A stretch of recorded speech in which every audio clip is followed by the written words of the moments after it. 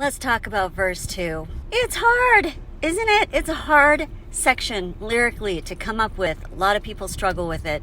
Not every song is it hard, but more often than not, if you're going to say what section of the song was the slowest one to come to you, it's usually the lyric for verse 2. Part of the problem is that you start off with verse 1 and you know what you want to say, and then you say the chorus, which is like the central focus, and then it's like, well, now what?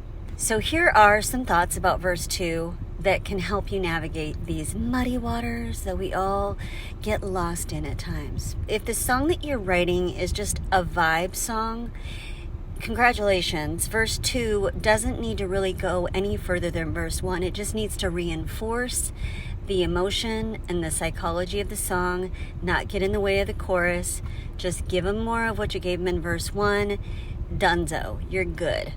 You won't find that in lyric books. A lot of lyric books will tell you have to go further in verse 2. That's not necessarily true for vibe songs or songs that are just meant to set the tone. Say you do want verse 2 to take you further. Well, if you've got that 5-second scene in your head that you've hopefully heard me talk about in previous videos, you can make another 5-second scene for verse 2. It could be a decade later. It could be right after where verse 1 left. It could be a prequel verse. It could be somewhere else in the timeline if it's a story or a relationship type of song. If it is not that type of song, if it's more like a character song where it's just about me or it's about something neutral, it can be from a different angle. Especially if your chorus lands on the payoff line at the end of your chorus, puts a new twist on something, like Dolly Parton's Here You Come Again, the last line of the chorus in Here I Go, right? So, and it's like an old reference, but it's the first thing that came into my head.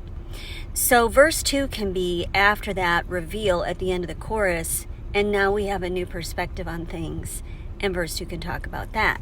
Or if you're really getting stumped, take what you have for verse 1, move it to verse 2, and write a new verse 1, especially if that first line out of the gate in your verse 1 wasn't like just like let's grab them and hook everybody right in. You got another crack at it now. See if that works. Some people do take the approach with verse 2 of like, well, verse 1 is about this person in a faraway place experiencing the thing, and then we have the chorus, it's like the moral of the story, and then verse 2 is that other person in another location, unrelated. You know what, that's not the strongest approach, but if that's all you got, that's all you got.